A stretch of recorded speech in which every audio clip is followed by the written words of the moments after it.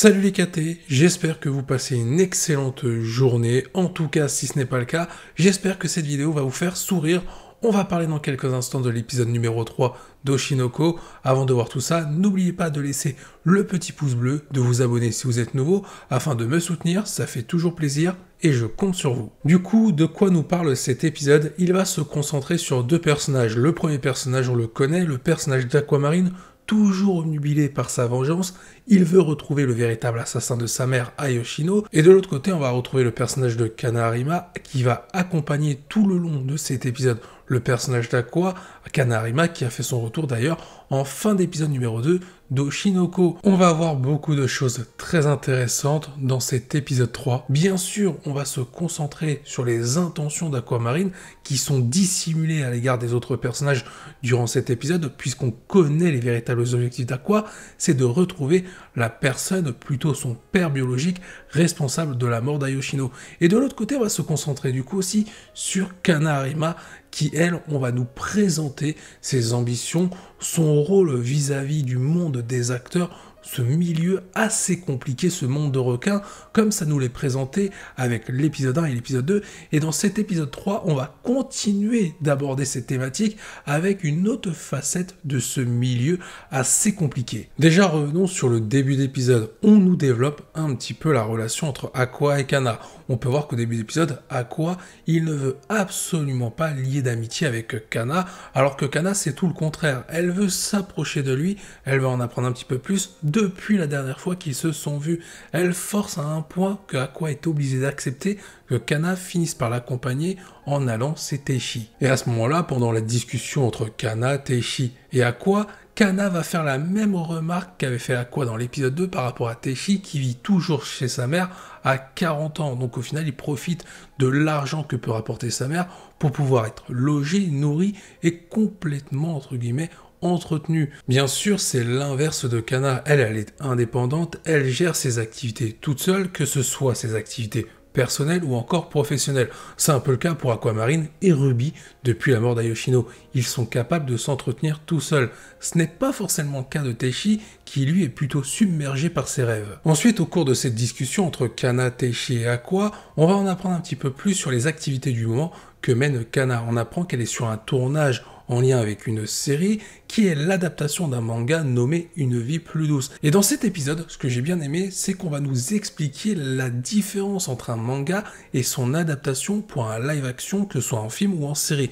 Là, en l'occurrence, avec l'épisode 3, c'est plus pour une série. Et on va comprendre que forcément, une série qui est l'adaptation d'un manga va être différente du manga, mais va devoir rester dans la même thématique, dans le même sujet, pour pas faire un hors-sujet bien entendu. C'est-à-dire que en format série, ou même en film, vous pouvez prendre bien sûr pour le cas d'un film, il va y avoir à un moment donné des personnages qui vont être rajoutés et qui ne vont pas appartenir à l'œuvre de base. Il va y avoir bien entendu aussi des moments scénaristiques, des éléments du scénario qui vont être modifiés pour être cohérents en fonction de ce que veut la série par rapport à l'œuvre du manga. Donc au final, ça ne va pas se tenir à la lettre près de ce que peut nous proposer une œuvre. J'ai bien aimé que cet épisode nous développe vraiment le développement d'une série en lien à une adaptation manga. J'ai bien aimé, même si ce n'est que légèrement, que cet épisode 3 développe cette thématique-là, ce sujet-là, parce qu'honnêtement, c'est très intéressant. On nous fait comprendre que quoi qu'il arrive, il y a forcément des différences dans un live action par rapport à une œuvre originale. Peu importe le format, ça peut être une série ou encore un film. Après, ce qui va dépendre de la qualité de l'adaptation, ça va se jouer sur deux points principalement, de ce que veut dans un premier temps le réalisateur par rapport à son adaptation, peu importe le format, et ensuite ça va se jouer aussi sur la qualité des acteurs, le type d'acteur. Mais ce point-là, il est surtout dirigé par rapport au réalisateur, parce que forcément, c'est le réalisateur qui choisit qui il veut voir pour son adaptation. Donc c'est le point le plus important. Et comme je l'ai dit, le point secondaire, ce sont les acteurs.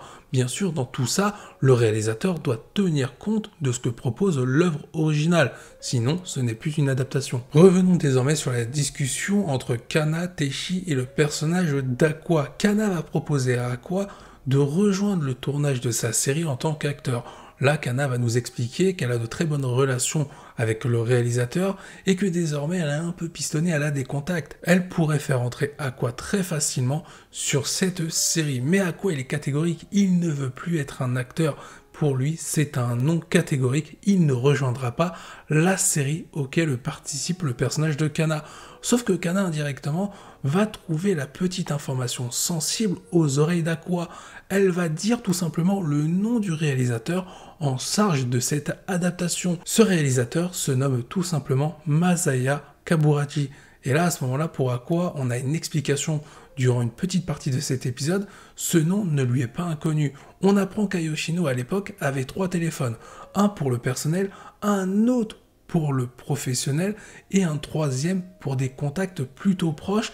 Et dans ce téléphone, il y avait le contact de Masaya Kaburaji. Et on va comprendre également que durant des années, lorsqu'Ayoshino est mort, Aqua a tenté de craquer à plusieurs reprises le code PIN. Pendant 4 ans, il a tenté plus de 45 000 fois de récupérer le code PIN du 3e téléphone pour découvrir les contacts un petit peu plus personnels du personnage d'Ayoshino. Déjà, moi, pour vous révéler un truc, dès que je me rate sur mon premier code PIN, je suis déjà en sueur. Alors imaginez le mec qui fait ça pendant 4 ans, en tentant 45 000 fois de craquer le code PIN, le mec est vraiment obstiné quant à l'idée de retrouver le responsable de la mort d'Ayoshino. Forcément, en entendant cette information, le nom du réalisateur prononcé par Kana, Aqua finit par accepter la proposition de Kana pour intégrer la série, l'adaptation du manga La vie plus douce. À ce moment-là, on a plusieurs quiproquos.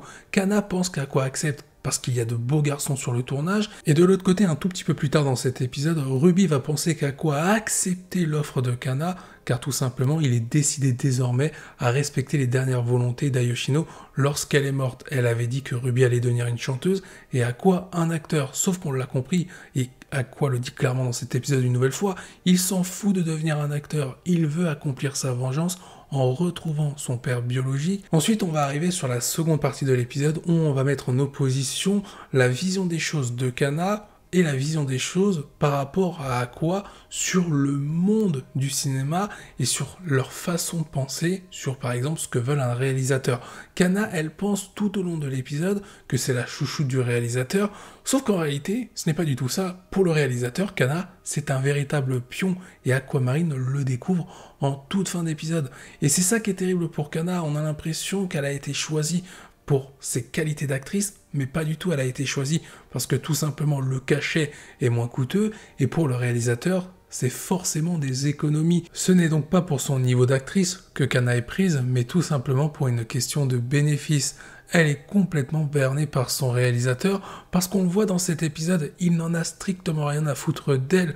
Lui, ce qui l'intéresse, c'est l'aspect financier. Elle est complètement manipulée et tout simplement choisie pour une question de bénéfice. Je trouve que ce point-là est bien représenté par rapport justement à cette opposition qu'on peut retrouver avec Aquamarine, qui est beaucoup plus posée sur les idées qu'il se fait concernant le monde du cinéma et le réalisateur qu'il va essayer d'approcher pour essayer de déterminer si c'est son père, oui ou non, et donc le responsable de la mort d'Ayoshino.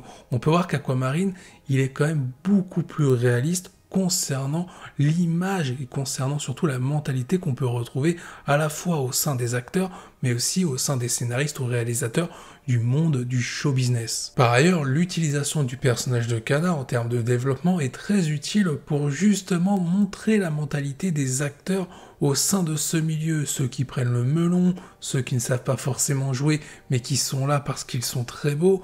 On peut voir vraiment différentes facettes de ce milieu avec le personnage de Kana, à la fois sa facette à elle, sa personnalité, mais aussi la personnalité des autres personnes qui l'entourent. De plus, avec le personnage de Kana, on comprend ce que doit faire un acteur pour pouvoir être accepté et avoir des contacts au sein de ce milieu. Il faut être capable de faire des sacrifices, tout en étant capable de changer sa personnalité. C'est ce qu'a dû faire le personnage de Kana. Elle a dû faire face à des ultimatums, et c'est ça qui est vraiment intéressant, c'est de mettre en valeur les choix qu'elle a dû faire. Elle a dû choisir entre avoir des amis dans ce milieu, mais pas forcément avoir des rôles très intéressants, ou tout simplement renoncer à avoir des amis et être isolée, mais avoir des rôles beaucoup plus intéressants. Elle a choisi le côté sociable. Au-delà des moments avec le personnage de Kana, dans cet épisode 3, on a aussi d'autres moments psychologiques, mais aussi ironiques. C'est lorsque Aqua va jouer le rôle de l'harceleur pour le tournage la vie plus douce. On peut voir qu'à ce moment-là, Aqua, il ne fait pas semblant sur ses émotions. Il joue le même rôle que celui qui a tué sa mère Ayoshino. Même Aqua le dit, il a pris le rôle du meurtrier de sa mère. Et l'ironie du sort dans cette histoire, c'est par rapport à ce qui nous est montré en tout début d'épisode. On apprend qu'Aqua, et j'en ai parlé un petit peu tout à l'heure, Aqua, il a passé 4 ans avec 45 000 tentatives de craquage de code PIN pour essayer d'en apprendre un petit peu plus sur le 3e portable d'Ayoshino qui aurait pu lui donner de potentielles réponses concernant son père biologique par rapport à la mort d'Ayoshino encore une fois. Donc là on peut voir vraiment une obsession qui est née au sein de ce personnage et on va voir si plus tard quelqu'un va réussir à le faire changer d'avis ou est-ce qu'il va tout simplement aller jusqu'au bout de sa vengeance. On comprend donc à ce moment-là, pendant le tournage de cette série, qu'Aqua ne joue pas un simple rôle, il joue tout simplement ses propres émotions, sa propre vie en fonction de sa vengeance. On arrive à la fin de cette review de l'épisode 3 d'Oshinoko. Avant de conclure, je me pose quand même une question par rapport au rôle du personnage de Kana Harima. Quel est son véritable but? Quelles sont ses intentions à l'égard d'Aqua? Parce que moi je reste sur une vision du personnage par rapport à ce qui nous a été montré dans l'épisode 1. On peut voir qu'elle avait une dent contre Aqua. Et avec l'épisode 2, la fin de l'épisode 2 et ce qui nous a été montré dans l'épisode 3, on a l'impression qu'elle veut devenir uniquement amie avec lui désormais, qu'elle n'a plus aucune rancune. Sauf que pour moi, il va y avoir autre chose derrière. En tout cas, je l'espère. Peut-être qu'elle veut que justement Aqua redevienne un acteur pour mieux le détruire ensuite. Ce n'est pas impossible. En soi, ce personnage, il est plutôt bien développé. J'en attends un petit peu plus sur son développement personnel parce que au niveau du développement des thématiques qui sont abordées par rapport au milieu du show business, je trouve que ce personnage est vraiment utile. Sur ce, il est temps de se quitter là-dessus. Je vous dis à la prochaine, portez-vous bien et n'oubliez pas que la volonté du KT soit avec vous.